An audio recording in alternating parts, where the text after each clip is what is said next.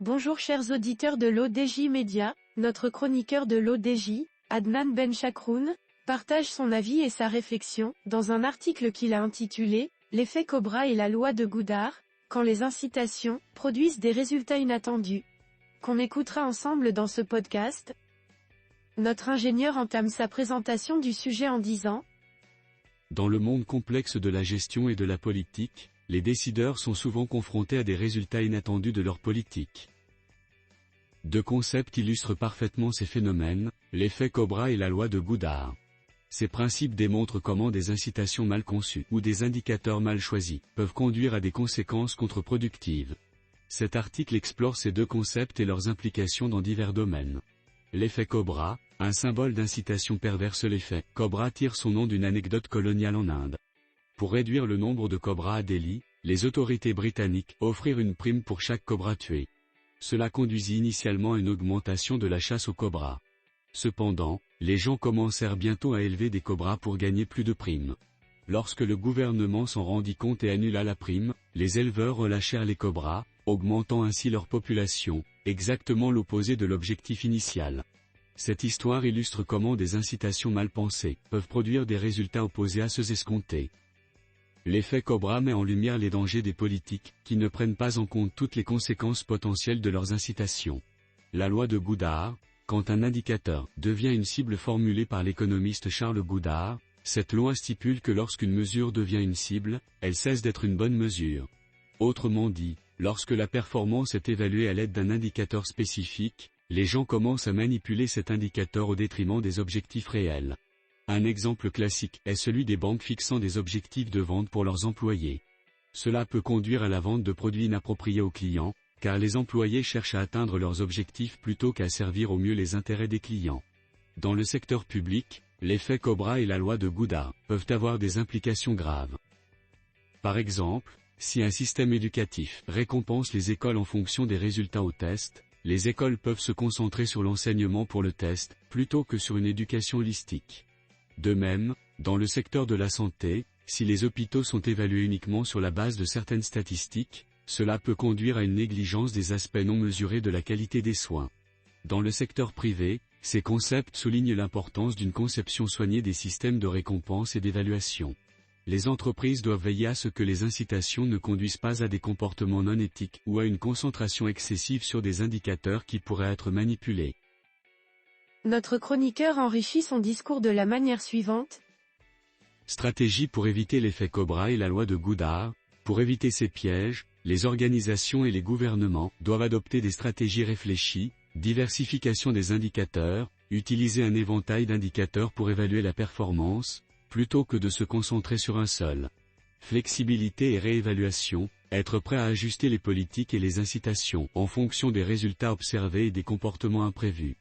Compréhension des comportements humains, reconnaître que les individus réagissent aux incitations et peuvent modifier leur comportement pour atteindre des objectifs spécifiques. Consultation et participation, impliquer les parties prenantes dans la conception des politiques pour identifier les éventuelles conséquences inattendues. Transparence et éthique, encourager une culture de transparence et d'éthique pour minimiser la manipulation des indicateurs. L'effet Cobra et la loi de Goudard offrent des leçons précieuses sur la complexité de la conception des politiques et des systèmes d'incitation. Ils nous rappellent que les comportements humains sont influencés par les structures de récompense et que les indicateurs utilisés pour mesurer la performance peuvent eux-mêmes devenir des cibles de manipulation. En prenant en compte ces principes, les décideurs peuvent concevoir des politiques plus efficaces et éviter des conséquences inattendues et contre-productives. Attention à l'effet Cobra dans les subventions et aides directes au Maroc. Dans le contexte du Maroc, qui subventionne des produits de base tels que le sucre, le gaz, l'électricité, l'eau et la farine, tout en se lançant dans une politique d'aide directe aux populations vulnérables, l'application de l'effet Cobra et de la loi de Goudard pourrait révéler des dynamiques intéressantes et des conséquences inattendues. L'effet Cobra pourrait se manifester si les subventions et les aides directes ne sont pas ciblées efficacement ou si elles créent des incitations perverses. Par exemple, dépendance aux subventions. Si les subventions rendent les consommateurs excessivement dépendants de l'aide gouvernementale, cela pourrait décourager l'autosuffisance et l'innovation. Les individus ou les entreprises pourraient ne pas chercher à améliorer leur efficacité ou à diversifier leurs sources de revenus, s'appuyant plutôt sur les subventions continues. distorsion du marché, les subventions peuvent fausser le marché, conduisant à une surconsommation de produits subventionnés et à une sous-utilisation des alternatives potentiellement plus efficaces ou durables. Fraude et abus, comme dans l'histoire des Cobras, il pourrait y avoir des incitations à abuser du système de subvention, par exemple, en détournant l'électricité ou l'eau subventionnée, ou en revendant des produits subventionnés à des prix plus élevés. Monsieur Adnan Benchakroun approfondit sa réflexion de la manière suivante. La loi de Goudar et les indicateurs de succès des politiques sociales au Maroc. La loi de Goudar pourrait se manifester dans la manière dont le succès des politiques sociales est mesuré et évalué. Par exemple, mesure de la vulnérabilité, si le gouvernement utilise des indicateurs spécifiques pour identifier les populations vulnérables, comme le revenu ou la consommation de certains produits, les individus pourraient modifier leur comportement pour répondre à ces critères et bénéficier des aides, même s'ils ne sont pas les plus nécessiteux.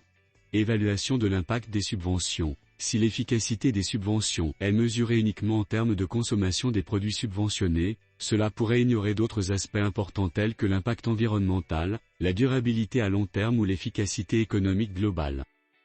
Stratégie pour minimiser l'effet Cobra et la loi de Goudar. Pour minimiser ces effets, le Maroc pourrait envisager les stratégies suivantes: ciblage précis des aides, s'assurer que les subventions et les aides directes atteignent réellement les populations les plus vulnérables, en utilisant des critères d'éligibilité bien conçus et en évitant les incitations perverses.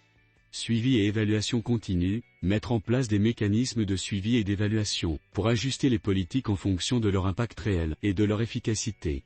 Promotion de l'autosuffisance, encourager l'autosuffisance et la durabilité à travers des initiatives éducatives et des incitations à l'innovation et à l'efficacité. Transparence et participation publique, impliquer les citoyens dans la conception et l'évaluation des politiques, pour garantir leur pertinence et leur acceptabilité.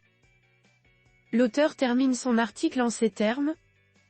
En conclusion, bien que les subventions et les aides directes soient essentielles pour soutenir les populations vulnérables, il est crucial de les concevoir et de les mettre en œuvre de manière à éviter les effets pervers de l'effet Cobra et de la loi de Goudar, garantissant ainsi leur efficacité et leur durabilité à long terme.